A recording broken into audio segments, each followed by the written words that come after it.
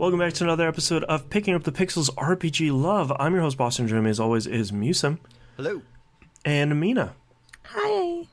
So we're back here from the holidays, so let's just dive right into it. Musum, what have you been playing this past month? Well, to start it off, I beat The Witcher, the first Witcher game. Nice. Oh my gosh.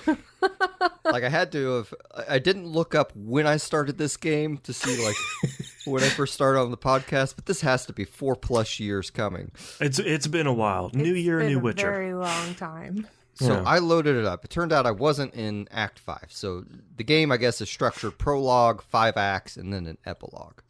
I don't know why they call it an epilogue, because you're just fighting the entire time against bosses in there, and it's not easy. Oh, jeez. But basically, like, I loaded my game, like, with the Witcher TV show going on. I'm like, man, I really want to beat this game and get on to 2. And I can't remember what part it was at, but basically I was dying a bunch, and I'm like, I wonder if they made a mod that I can just give my guy infinite health or something. And they did. It basically turned his health to 10,000 and made me regenerate like 1,000 health a second or something. Perfect. Ridiculous.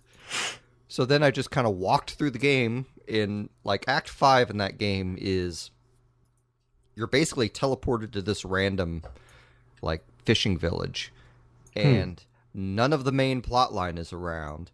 And I have like 5 or 6 quests with stars by them, which I believe is to communicate to me that this is the main story quest. And none of them are helpful in the journal and progressing these things. So I just start doing quests until something happens, basically. But I beat the game, and the ending to that game is a non-ending. Like, it literally is just, oh, hey, there's another bad guy. There's another bad guy. Sequel hook? This is the real villain. And then you get to, like, the cutscene for the end, and it's like, the Witcher's getting an award from the king or whatever, and another bad guy shows up, and it ends on them getting in a fight. And it's like, okay. All right, then. Yeah. So, after I beat that, which I don't recommend that game, and I should have taken everyone's advice and just not played it. Yeah. I installed and started playing The Witcher 2. Which there could not be a more night and day difference between these games. Like, it's like 10 years of technology happened between the two or something. Like, it's 1,000 times better looking. Like, it feels very immersive. So would you say, like, read the wiki for Witcher 1 and then play Witcher 2? Yeah. And, like, there's some stuff that I guess that transfers over. Like, some of my equipment came over. Oh, cool. But from what I've read online is it gets, what am I trying to say? It is kind of made invalid pretty quickly, like, in terms of, like, the ancient Witcher armor set that you had the dwarf make, it turns out it's not all that good, and you're going to quickly find better. The dwarf lied to you, so here's a better one. Yeah. Yeah. So, but my only complaint about the second game so far is I think 75 to 90% of the cast of the game are bald white men. And this isn't meant as it should be more diverse or something like that. It's literally look for it. Everyone in this game is bald except for Geralt. Like, they don't even have hair, and it's just like there's no difference. Yes. Right. It's like, why? Okay, that guy's musclier, so that's how I'll tell him apart from the other bald white dudes. Right. This is just like Gears rejects in this cast, man. What's going on here? But like, the game, it's neat. It starts out a ways after the first game, and you're in kind of an army camp, and everything seems alive and bustling. Like, there are all these soldiers like prepping war things. You guys are kind of in the middle of a war, so you're getting bombed at the time. The combat isn't the stupid click, wait for the icon to make the special symbol, and then click again. Oh my gosh. It is, you press this button to swing your sword, you press this button to swing your sword harder. Right. You aren't doing potions on the fly. You have to meditate to do potions. Right. I did put this game on its easiest setting, which has been helpful, but I wish it would let me ignore the potion stuff altogether, but so far it's been fairly unintrusive. Yeah. Geralt still doesn't have his memory I guess Yennefer is allegedly dead at this point, which I have no idea. Maybe that's the plot of 2, where it's like, let's find Yennefer. Honestly, it's like after playing the first game on and off for so long, I just kind of thought Yennefer was Triss in the first game, and I was wrong. Yennefer's just not in the first game, I don't think. That may be wrong. That's probably wrong. But Triss is the main mage you deal with in the first game. But anyway, like it feels like a really cool world. I do wish the quests were a little bit more. Like I wish there was a stupid line for me to follow on the quest stuff. Right. But it's still cool. Like I was in a village and guys like, we found this F. We think she's part of the, what are they called? The Scotilla? Is that what they're called? Something like that. It's a weird word. Anyway, we think she's part of this. She gave us these tips and these people died. And you're like, well, why don't we just go to this cave and find out? You go to the cave and it's kind of filled with monsters and, you know, you find the corpse and it's filled with arrows. And I basically go back and I'm like, yeah, no, there's Scoia'tael, that's what they're called. Yeah. Definitely killed these people. And they're like, she's like, wait, no, please, here, let me just show you a thing and we'll be good. And I'm like, no, I'm good. You lied that one time. That's all I needed. Really? They took her away. And then I thought, I wonder if that, like, what would have happened if I followed her? So I look up the quest thing, and, like, initiating the quest, what the wiki listed was completely different than what happened to me. It didn't even list, like, I just stumbled into it. I didn't do any of these steps beforehand. I didn't run into any of the Scoia'tael to do this. I just found a bunch of guards, like, disparaging this woman. But it was it would have been an ambush, by the way, if I had followed her advice. So I feel justified. That makes sense for that series. But no, it's a really cool game. And looking at my friend's playtime, I'm guessing it's going to take me 40-ish hours to get through it. That's not bad. So I basically played 2 or 3 hours into it, and now I realized I had some other games I really should probably finish. Yeah, I think that's about all I have to say on The Witcher 2. I also briefly played, like for an evening, I remembered that I owned the Bard's Tale Trilogy remake. And I thought, well, let's check in there and see if they ever added 2 and 3. And they did add 2 and 3. So nice. I loaded up 2. And it wasn't my party and they weren't accessible. I'm like, well, what the heck's going on? So then I had to basically Google online to try and figure it out. And what you have to do to transfer your characters from 1 to 2 is you have to load up 1, and then you have to go into the settings of 1 and say transfer or start a new game on Bard's Tale 2, and then it'll move your characters. Oh, interesting. Okay. And even when it does that, it flashes this warning. It's like, are you sure you want to transfer them at full level? Because it's going to be really easy if you do. But I'm like, well, that's what I want. Where it's like, hell yeah, I want to do that. Games are challenging enough to navigate. Yeah. But anyway, I got into 2 and played that for a bit and wasn't quite ready to commit to figuring everything out. I basically, 2 introduces a new mage class for your... maybe I should rewind a bit. So the Bard's Tale game, for the most part, in the first game, you pick your class and that's it, except for your mages, who, once they reach spell knowledge level 6 or whatever, for like Conjurer, Magician, or whatever you classed them as, they can move to another. And there's like 4 classes of mage, I think, in the first one, and then they add a 5th in the second one. So it's just me transferring those guys over, wandering around the city for a bit, killing some stuff. Getting your feet under you. Yeah, basically. I still wish I could do some of the grinding that I used to do in the first game, but they just have not enabled me to repeat certain encounters to do that. Right. And then, last but not least, played more Fire Emblem 3 Houses. Yay! You say that now. I'm... Oh no! Uh-oh, here come the problems. I don't hate this game, but I find it a little boring. Part of it's like a lot of the characters aren't like, I don't dislike them. I kind of like most of the characters, and I've gotten to the point where I've started to recruit finally other characters from other classes. Right. Oh, okay. And I really like I like the whole instructing loop. I like the whole figuring out, okay, what do they need to unlock these classes? I'm going to go instruct them. I really dislike walking around the monastery. I think the monastery is a very boring environment. Do you use like the fast travel? Sometimes. I'm still getting used to, because I'll fast travel, and just like maybe the last play session or two, I realized, I can click X on the map and then figure out where a character is in that specific location. Yeah. Once you do that, you'll learn to zip around. It sounds a lot like Persona 5 when I didn't realize you could find on the map where people were. And I was like, as soon as I found that out, I was like, I've been playing this game wrong. Well, I'll have to waste my time seeing if someone's actually there. Yeah, I'm like going to every place and being like, is Yosuke here? Nope. All right, let's move to the next place. well, and like when you see the map in Three Houses, like it shows you all the characters in it. You just will travel there, and it's more than one room.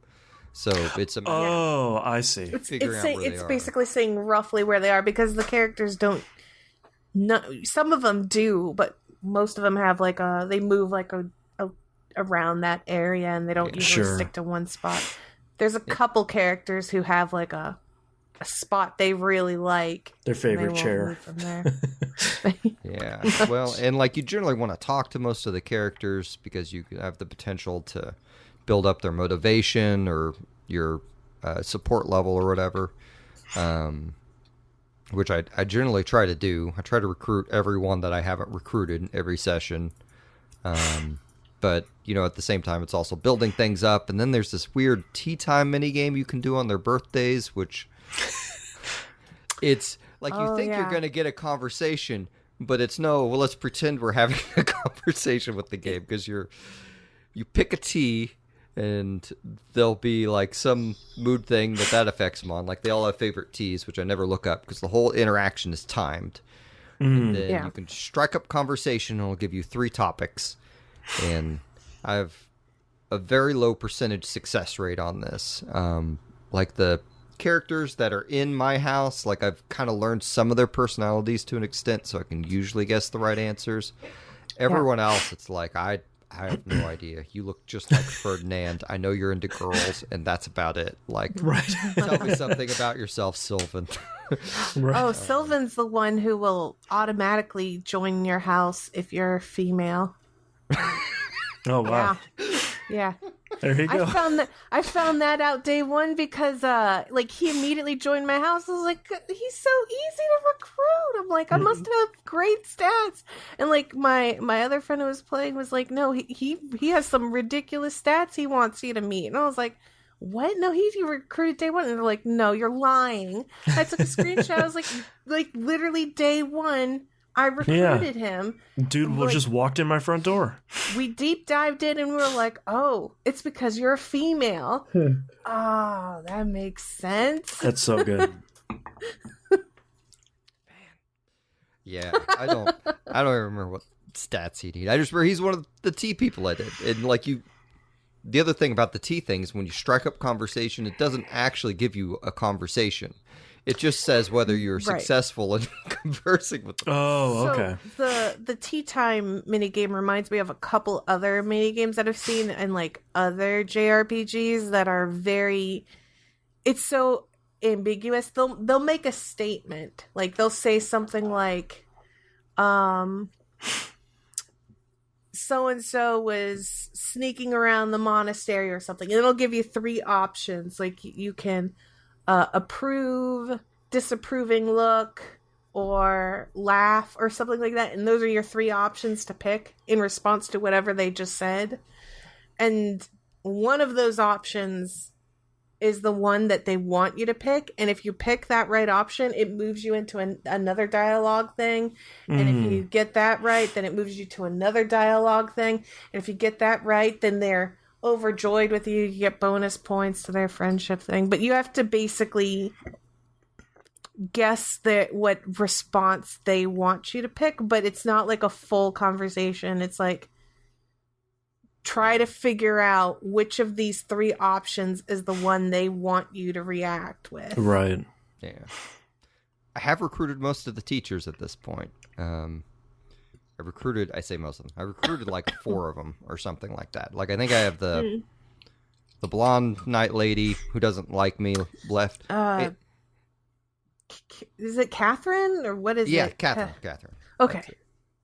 And I suspect there may be a story reason that she won't join me eventually, but I did get the one drunk teacher lady, and I got the crest guy. I'm bad with names, folks. No, I know that it's a JRPG because there's a drunk teacher. Yeah. I'm blanking on her name. I believe it begins with an M. Manzel? Mad Dog 2020. Oh, man. She's I feel like it's on the tip of my tongue now. She's a hot mess. A hot drunk mess. Yeah. I got Shamir, I think is her name. Purple lady. Probably a thief or bow. I don't know. I haven't used any of them. The assassin like lady. Yeah. No nonsense. I don't know. Like, I guess. Gosh, I don't want to compare it to Persona, but I'm going to. Like, what entertains me about like moving around the Persona world is I feel like I'm going to different places and seeing different sights and different color palettes and this and that. And the monastery is 90% this tan brick, and right. It's a fairly boring environment. Like, I wish there was a village that you could also go to or something like that, or like I don't know how you do that in like a medieval type setting. And that may just be me, because like I am for the most part more of a modern day to sci-fi guy in terms of the fantasy I like. Like, I still like old school fantasy stuff, but I guess in terms of foods, I would not eat it as much as I would sci-fi. Right.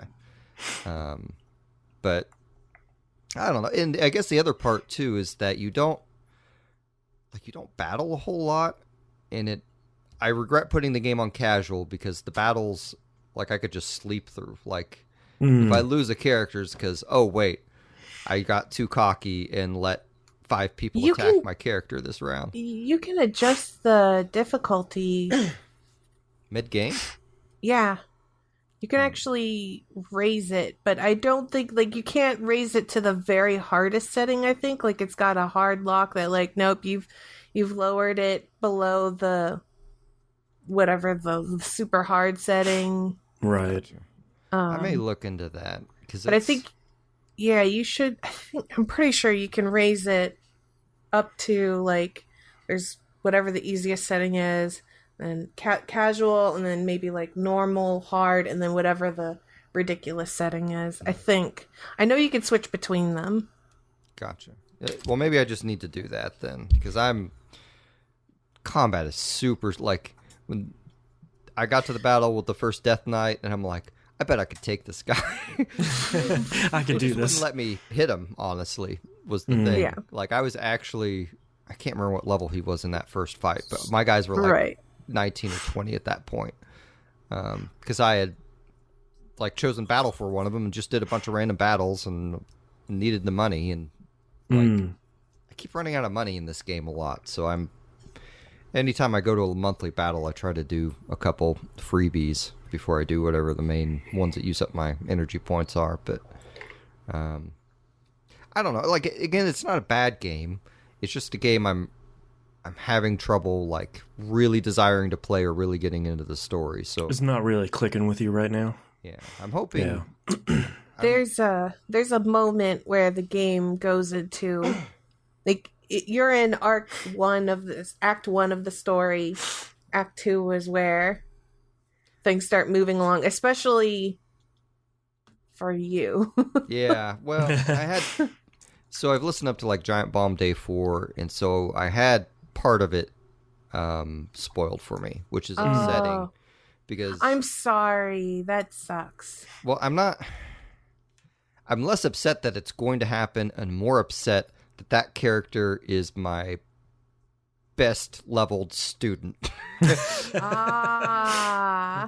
And, like, I keep leveling that character anyway, and I'm like, is this am I making things harder for me in the future? Right? Why am I No. doing this?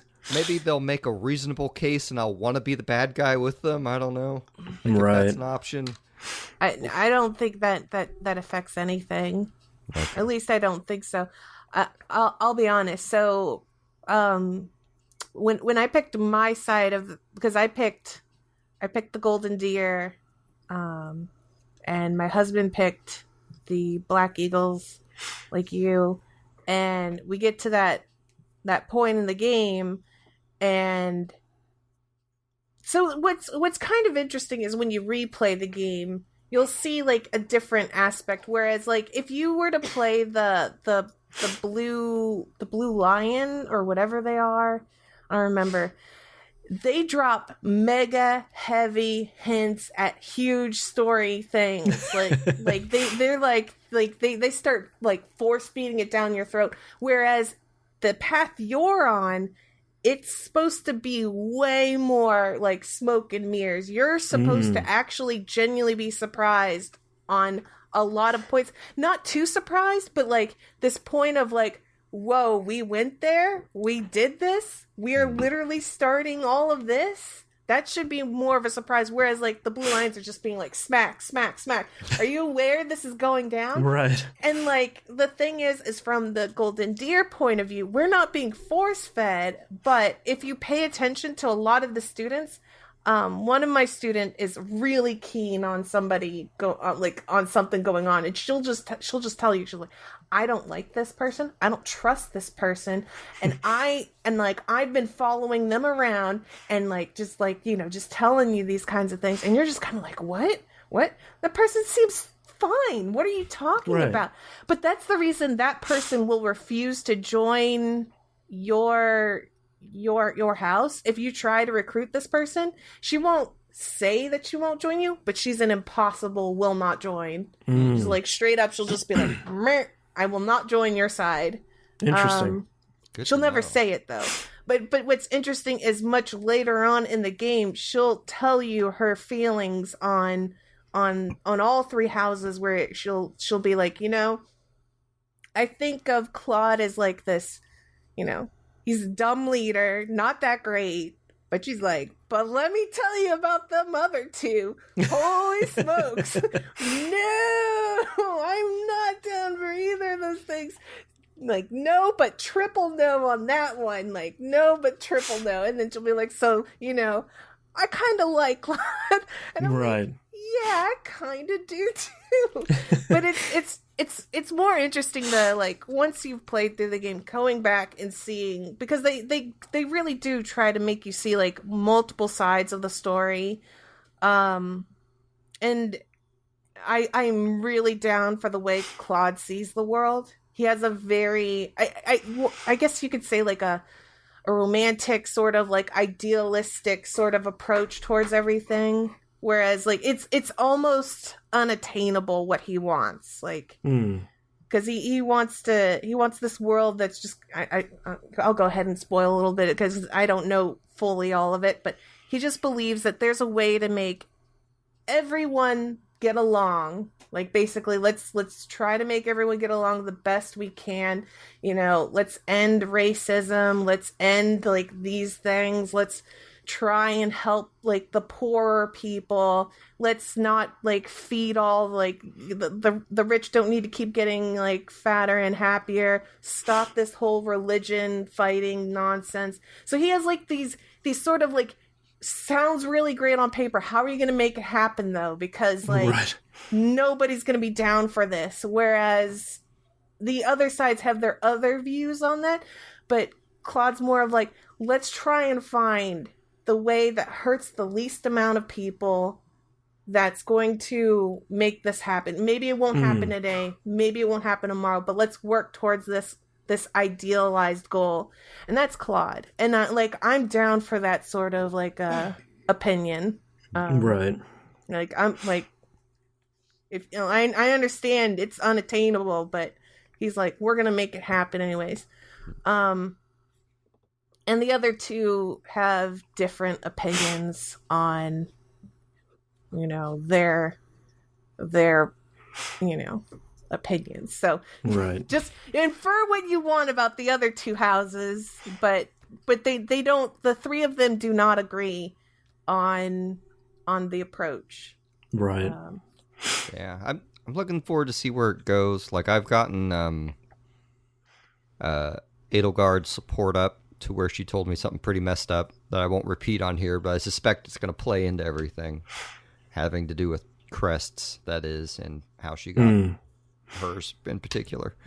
But it's it's a game I'm going to keep on going with, but it's also a game that, like, I don't know. Hopefully once I hit the time skip or jump or schism or whatever the heck happens that everyone, Act 2 that everyone alludes to, hopefully I will have recruited everyone I want to recruit, which is everyone. and B, it will take off in such a way that I really want to play and finish it. Right. Because I bought too many games on the Christmas sale with Christmas money. Yeah, me too. And there's a couple in my back like that I own now that I'm like, man, I could just start playing that because that game seemed crazy. Right. But I don't know. I don't hate it. I'm just middle of the road right now. Hopefully my opinion changes as we go. But I believe that is all I've been playing. All right, Mina, how about you? So I mostly played Another Eden, which it's that mobile game that's really just an RPG that's like inserted a mobile game into it. And it's also just Chrono Trigger 2. I finally got it downloaded on my phone, and I finally got it to patch. I had nothing but problems getting it to patch, but I finally have it now. So it was the initial, because I'm used to games downloading where it's like, this game is 200 megs, and then you fire it up the first time, it's like, we need a 15 gigabyte download. It's like, oh, okay. This game is just like, it is 4.2 gigs. That's the download. Go nuts. It's like, okay, cool. Right. So this game, I hit Act 2. So if I were to like try to describe somebody this game and really sell them on it, it feels like the creator was like, I need to fast forward feed you the story of Chrono Trigger. Like, I need to like fast feed you into this. It's your required reading. Right. So like, rather than just expecting the people who like Chrono Trigger to pick up this mobile game that I was not advertised that this was a Chrono game, right? So rather than do that, the creator has carefully, like, it was almost like he wrote out the script, that like the major points of Chrono Trigger, and was like, these are the major points. Let me just tweak it, like that school sort of like change it just a little bit, so that way the teacher doesn't know you copied. Right. Sort of thing. And he's just like, I'm just going to change this. I'm going to change some names around, tweak this little here, tweak this little there. And that's Act 1 of the game. Where it's not like, oh, this is a 1-to-1, like, Chrono Trigger game, but it's kind of like you'll feel it the whole way you're going through Act 1. Right. There's definitely a different story arc that kind of carries on through it, makes its own thing. But you hit Act 2 and it's like Act 2 is not Chrono Trigger anymore. Act 2 has taken what has happened of Act 1 and has moved on to its own story. Oh, cool. So I would say like that's probably where Chrono Trigger 3 starts, or Chrono 2, whatever you want to think of it as. Right. Like, this is probably where I would say, okay, it's on its own now. Right. I really like the story, and I don't go into mobile games expecting to get a good story. I kind of expect way less. I went into this thinking it's a gacha game that has Persona, like, a Persona collab, and that's what drew me in. Persona collab, I'm in. Like, that's what I went in for. And then like I got out this sort of this is a really competent story that could have been made into an actual game. Right. And it wasn't. Man, I really don't want to spoil anything about it. I will say that like there was a couple of moments that I just had to stop and laugh at some of the like the obvious Chrono Trigger like sort of illusions.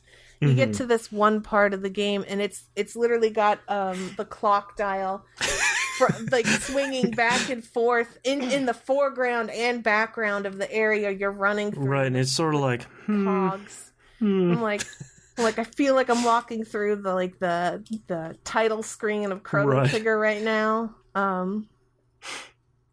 There are some bosses that feels very like Chrono Triggery. I don't want to spoil which ones, but it's kind of like I'm feeling that. That's very.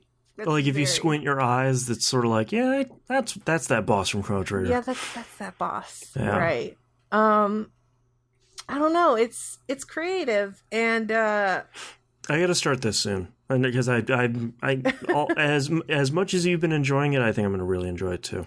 It's nice. I wouldn't like the like I said, the gacha is definitely it's kind of like, I don't know, like if you really want to think about it, like imagine if like you were playing Chrono Cross and do you really need all the characters you can do you need all 58 characters? Did you need them all? Right. No.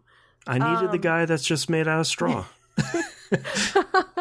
But it's kind of like, so when you do get the currency to pull on the gacha, it's kind of nice where it's like, oh, I've got like these cool new units, but were they truly necessary for you to enjoy the story and beat the game? Probably not. I've seen people beat some really hard bosses, like just sticking to the characters that you have, like that are free, combined with the Persona 2 Persona 5 characters, the two of them that you get, Joker and Morgana. I've seen people beat like content with just the Persona 5 characters, just the two of them. So it's kind of like, no, you don't need it. It's definitely one of those, it's nice to have. There's nothing that makes it so that way like you're comparing yourself against somebody else, which is kind of like also sort of a thing that happens in gacha games. Yeah.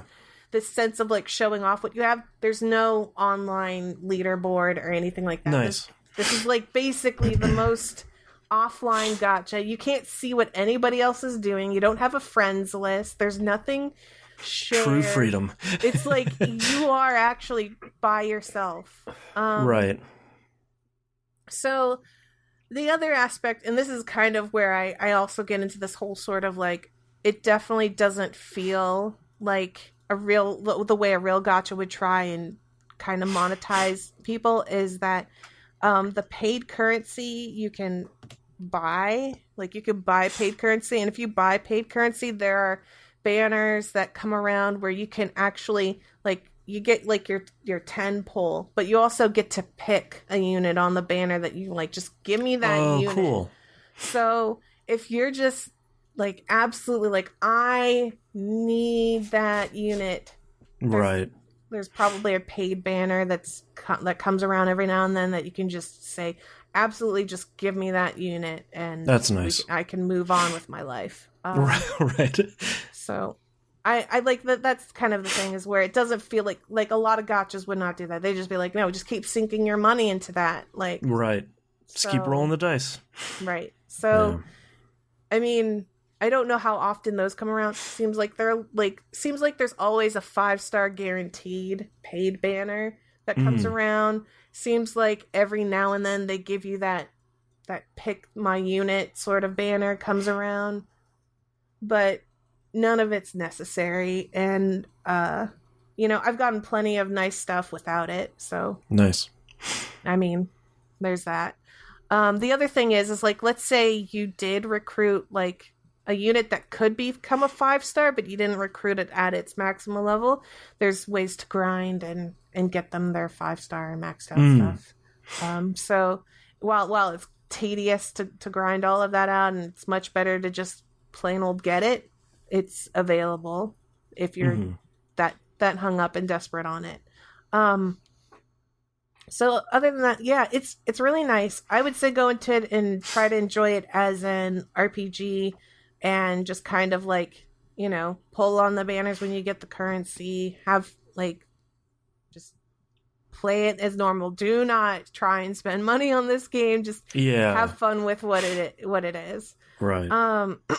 And man, the thing is, it's like constantly while I was going through the game, more stuff would unlock.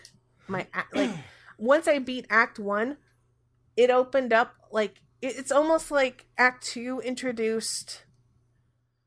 How do I describe it in terms of like another game? Like when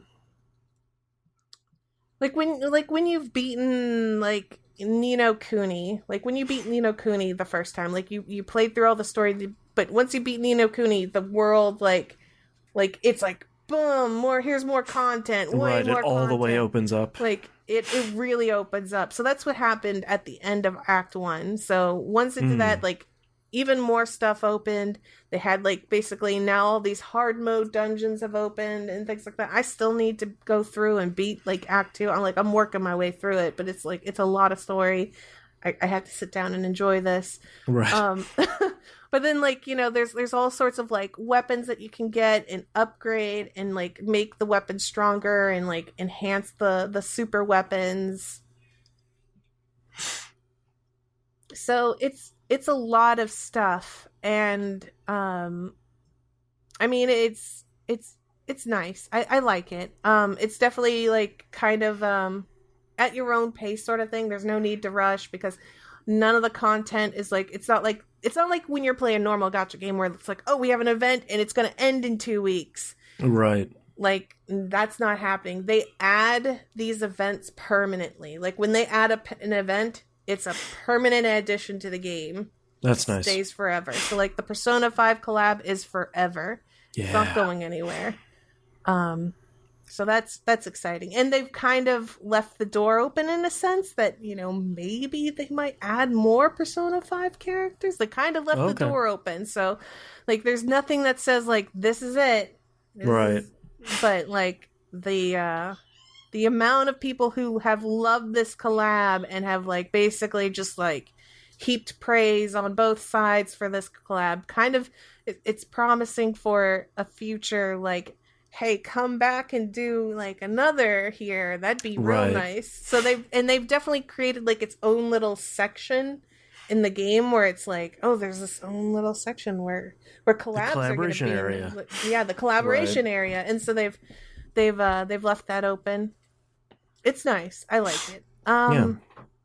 So other than that, I played a little bit of Stardew Valley.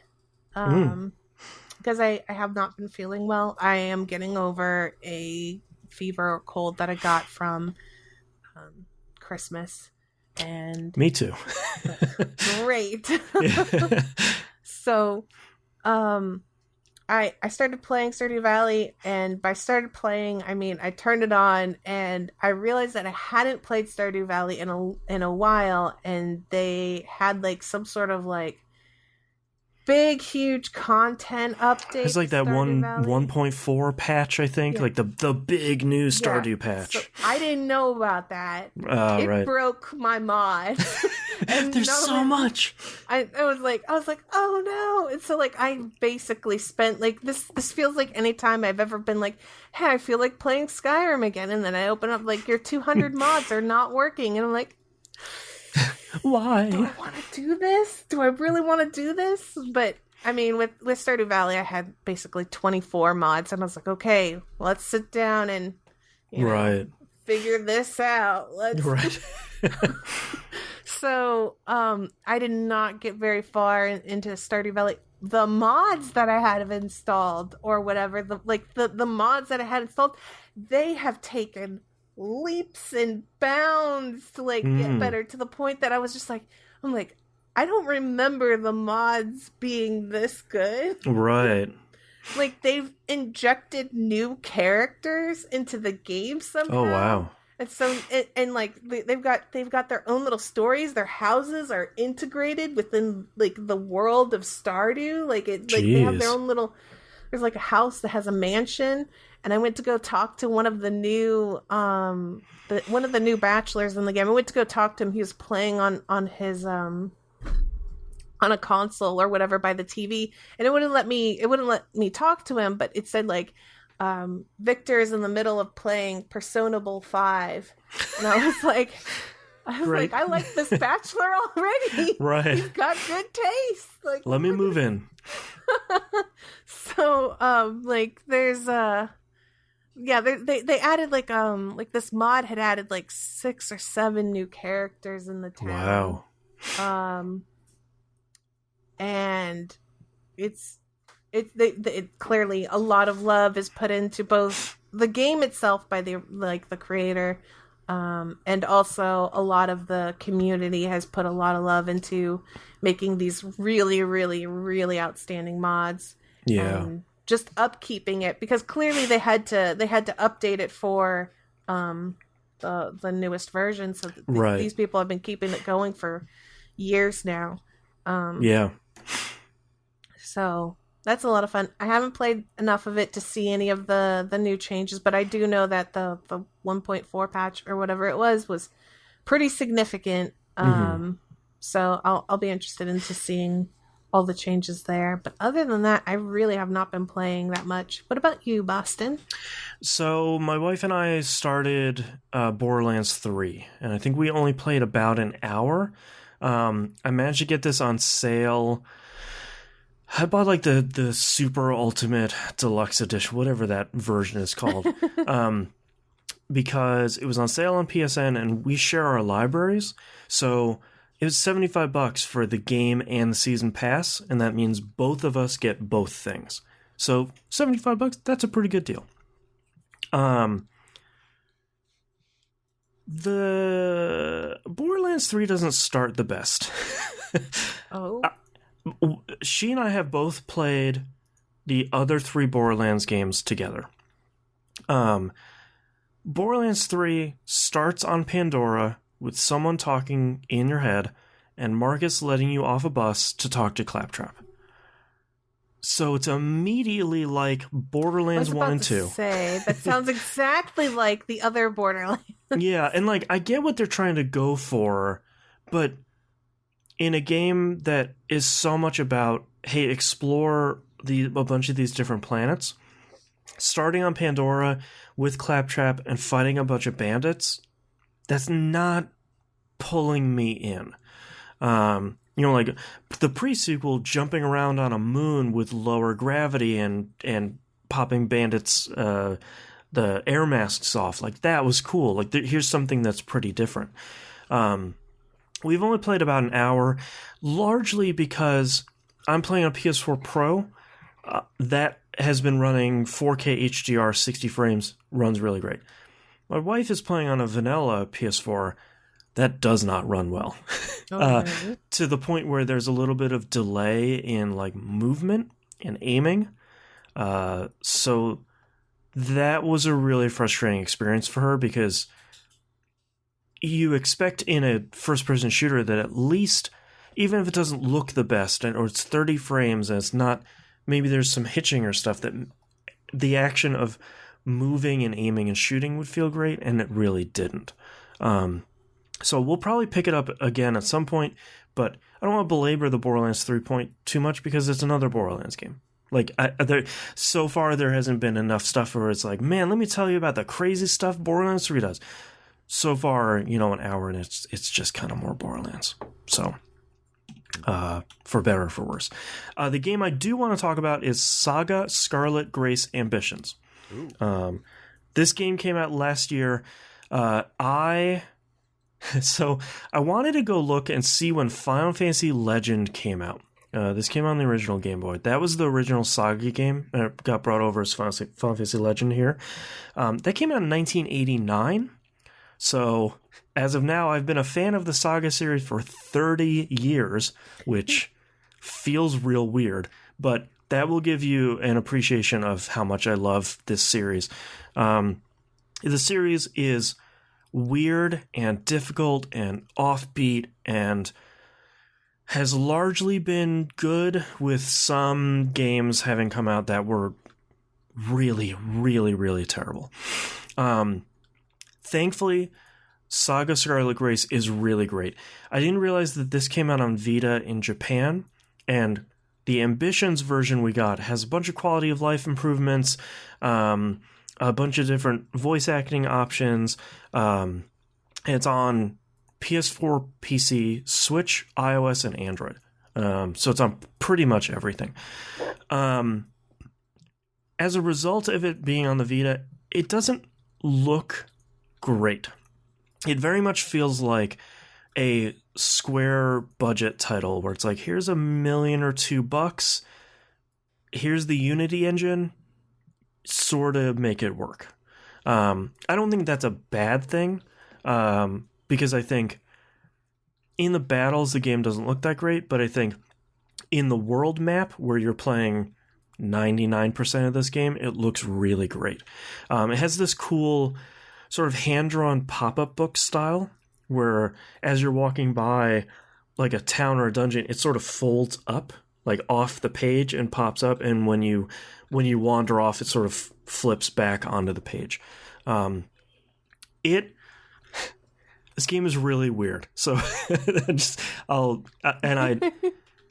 I didn't expect liking the thing that I don't like in a lot of JRPGs. So this game does not have explorable towns or dungeons.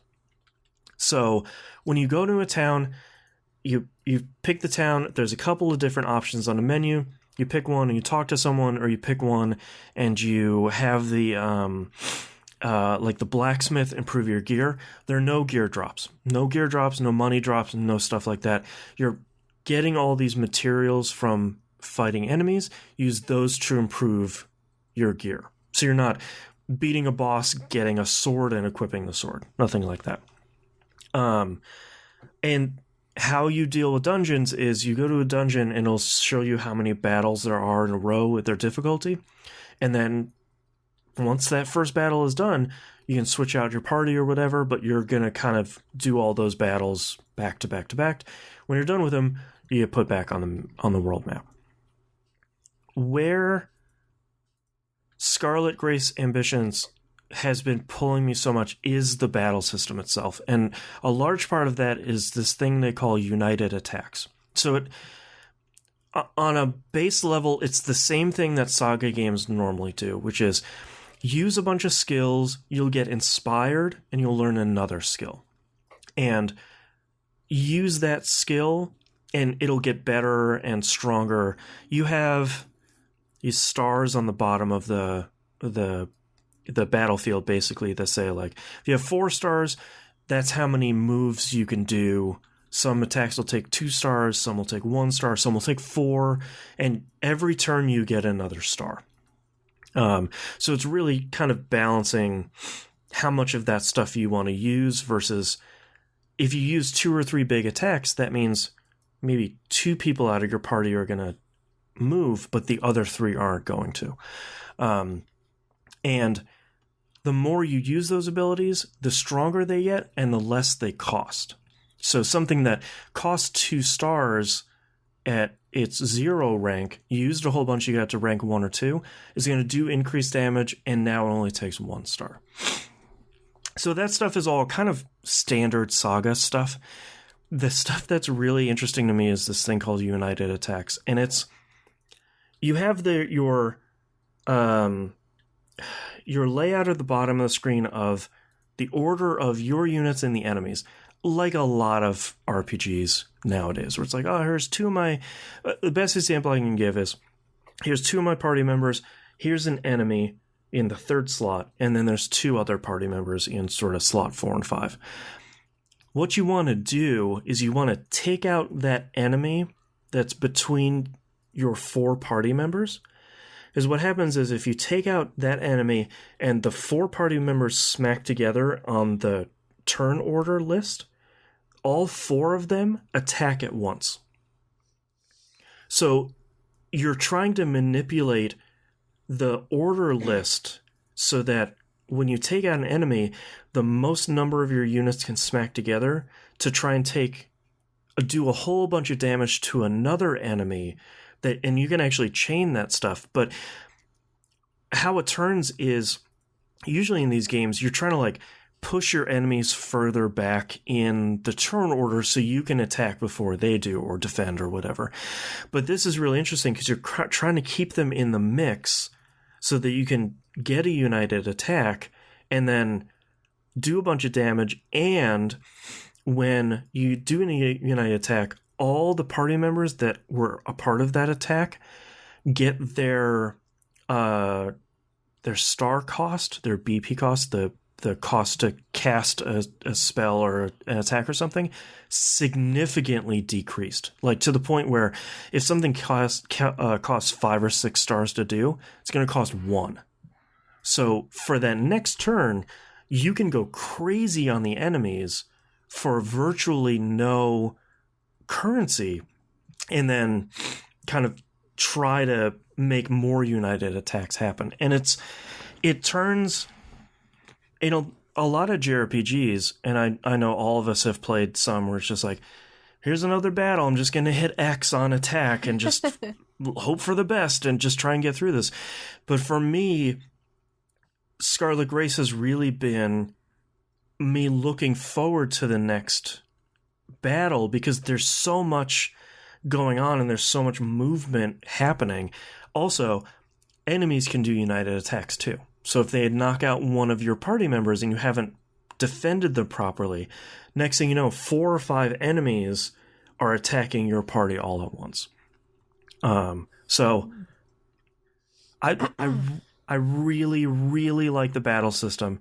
And then on top of that, the world map, each area has a bunch of points of interest on it. One of the earlier areas, there's a forest that you have to clean out, and it mentions that there's a bunch of bees in there. So you clear out the forest, and next thing you know, bees are flying over to this other forest. You go clear that, and then by doing all this stuff, you unlock an entirely different area with a boss that gets you a new party member once you beat that boss. So there's all these cool little things you're doing on the world map that are affecting the area and sort of affecting your storyline too. I have put a significant amount of time in this ever since I bought it on a Christmas sale, and it's one of the best RPGs I've played in a really long time. And I know I'm not selling it super well, mostly because it's such a mechanics heavy game. But it's one of those games where I really want to keep playing it, and I really want to keep finding out where it's going. The storyline is fine, and everything is going pretty well, but I think, unlike a lot of other games, I'm in it for the battle system, and the battle system has been really great so far. So SaGa Scarlet Grace Ambitions has been really great, and I'm hoping to play a lot more. There's 4 storylines, and I'm only on the first one. It does like the ogre battle thing at the beginning, where it asks you a bunch of like belief questions, where it's like, you run into a beggar on the side of the road. Do you give him half of your food and water, or do you stab him in the back? You know, that sort of thing. And you answer all those questions, and it recommends your beginning party for you, which is pretty cool. But yeah, I'm really enjoying it. Hoping to talk about it a lot more as we go, but so far so good. All right, let's wrap this up real quick with releases and news stories, since we don't really have a ton of those going on. RPG releases for January 2020. Tokyo Mirage Sessions Sharp FE Encore comes out on the Switch on the 17th. I went to go pre-order this the other day, and it said I already did that in September. So I have this coming, and I am excited to try to get into it for real this time. I really like this game a whole lot. Like, it's not... Yeah. I think before we started going live, we were talking a lot about like what were actually good stories in video games, or mainly what weren't. Like, right. The overall story for this game is forgettable. Like, it doesn't matter. what matters is you're playing basically a group of Persona users who have an interest in becoming pop stars. Right. Is incredibly entertaining in itself. Yep. And the battlefields are all performances. Yeah. So it's just it's a fun, dumb, lighthearted game that I'm excited to play again. Yeah. I could get into a fun, lighthearted game right now. That sounds good. Let's move on to news stories. I sort of forgot there was a Mother 4 fan game. A whole bunch of people came together and said, like, look, we're going to make Mother 4. No one seems super interested in it, so we're just going to do it. It was quiet for a pretty significant amount of time, even though it was looking pretty promising early on. It has just shown up again and said, hey, for obvious reasons, we're not called Mother 4 anymore. We're now called Oddity. And this game looks really good. So I have been following this game for forever. Since it's been in development for a long time. Announced. I had ultimately just said, like, rather than continuously like hovering over this game, I was just like, I'm gonna let it go. But it went through multiple hands. Mm-hmm. And I know there was like shuffling and disagreements that happened along the way, but I still desperately want to see this game because it's a true passion project. They don't no money, right? No money at all. Because that was one of the reasons why they thought they could get away with the whole Mother 4 thing, was just as long as like no money passes through anybody's hands here, right. Like what are they gonna do? They haven't taken any like they didn't steal any sort of thing from previous games. It was just called no Mother assets 4. or anything. No assets, nothing. Like everything was made by hand. So I'm super excited to hear that they are still under like doing this project, because from what I saw like probably a year ago, it looked really good, and it felt very much like this is where the Mother series would have gone. I think that's the thing that surprised me the most about the trailer is like you hear something like a Mother 4 fan game, and watching the trailer sort of like, oh yeah, you guys, it's 100% like if Mother was set in the 70s, this would be exactly what it would be. So good on them. I hope it comes out. Still no release date or anything. I think they were just putting out a trailer to say, we're working on it. We've made some significant progress. Here's how it looks. Please be excited. So, Awesome Games Done Quick 2020 is starting this weekend. I always forget this starts really early in the year. But if you've never watched it, this is the speedrunning. This is the sort of one of two large Games Done Quick speedrunning events they do. The other one happens in the middle of the summer. Bunch of RPGs focused this year. Destiny 2's Last Wish raid, they're going to try and beat that in 28 minutes, which should be a really good watch. That is... Watching speedruns of that raid is really good. Someone is going to play all of the Fallout games back to back, from 1 to 4. The estimate is 3 hours for all of them. So that seems right. I've seen them. Like some of them, you'll be pretty impressed with. Like 15 minutes for Fallout 1. Here we go. Like those ones sound really good. The Outer Worlds, the one that just came out, I'm excited to see 23 minutes or something. Yeah, 23 minutes, super dumb playthroughs. The key to there is be real dumb, and you can go through that game real fast. I'm very excited to see those. And a 9-hour PlayStation 2 Final Fantasy VIII run.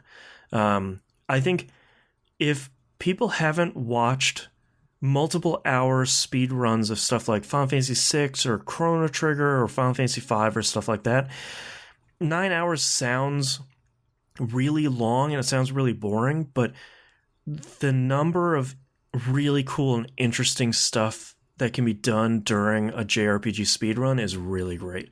And if you don't want to watch it live, they put all that stuff on YouTube, so you can watch it in chunks at some point. But Final Fantasy VIII seems like a game that could be a really cool speedrun. And I'm excited to see why they're running on a PS2 as opposed to the remaster or the PC version of the PS1. And I'm sure there's some cool bugs and exploits there. I'd love to see what sort of changes, because I've been following the whole speedrunning community for years, like when it was just like at someone's house on a couch and they were receiving like, maybe they made like a couple thousand from their, like the whole thing. I'm like, the whole thing, they only made like a couple thousand for the charity.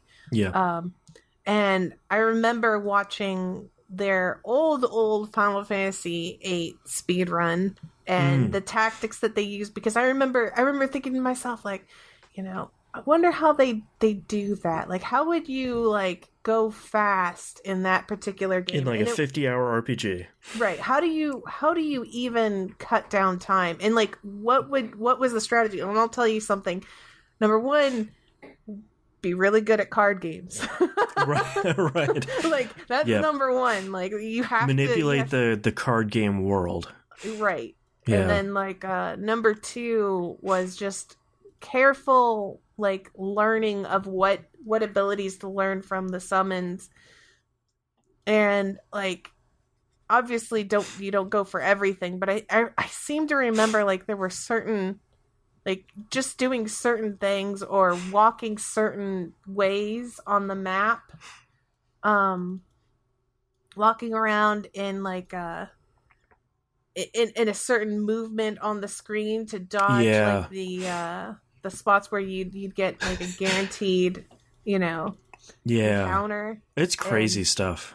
Especially because in Final Fantasy VIII, leveling hurts you. So the game almost, like, if you know how to break it, it technically does encourage you to speedrun it. And that's true. Not mess around. Grinding is like once you hit like a certain level, like you actually have increased the amount of HP and the abilities that the bosses know. And it makes it significantly harder. Yep. So if you want to make that game harder, you grind more. Right. And last but not least, the final news story here, a cautionary tale. We're not going to talk spoilers here. So the unannounced Final Fantasy VII Remake demo, that's the first part. There will be a demo and has been unannounced. That has leaked. And as part of the demo, if you start digging into the game's files, you find a significant amount of content from the full game. So this is a cautionary tale for if you're concerned about, I'll call them Final Fantasy VII spoilers, but it's really what's being changed from the base Final Fantasy VII game into the remake, because I've looked into it a little bit there, and there are some changes. If you're concerned about that stuff, beware that stuff is out there now. Like, set up your Twitter filters and start muting some hashtags and words and stuff like that. That stuff is out there, and we're not going to talk about any of that because I don't want to spoil that for anybody. But especially we're only like 2 months away, which is insane. But yes, be warned. And apparently there's a Final Fantasy VII Remake demo coming out at some point. I don't know when, but people already have it. So who knows how this happens? That's wild. I was like, wait, what? Yeah, the unannounced demo has leaked. Oh, okay. Yeah. The internet. All right, that's all of our news stories, and that's our episode for this month. You can visit us at pickinpixels.com, everywhere to find and follow us on the right-hand side of the page. Musum, where can we find you on the internet? You can find the Nexus for all my audio endeavors at jbaudio.net, and I'm on Twitter as John Musum. And you have a brand new album out of all your podcast themes, including this show's theme, so go pick that up. It is good, very good, and very reasonably priced. Thank you, and thank you for remembering, because I already forgot that I should probably plug it. That's all right. Mina, where can we find you online? You can find me on Twitch or on YouTube at Mina K.O. Rocket in Boston. E1M1.com is the place for all my shows. Patreon.com/E1M1, the ones are numbers, for all the early access and behind the scenes stuff for all the shows. It's only $5 a month for the recommended tier. So hop in on there and get yourself now hundreds of hours of audio. It is pretty crazy. And I think that's it. So thank you very much, everyone, for listening. And our adventure continues next month. Bye.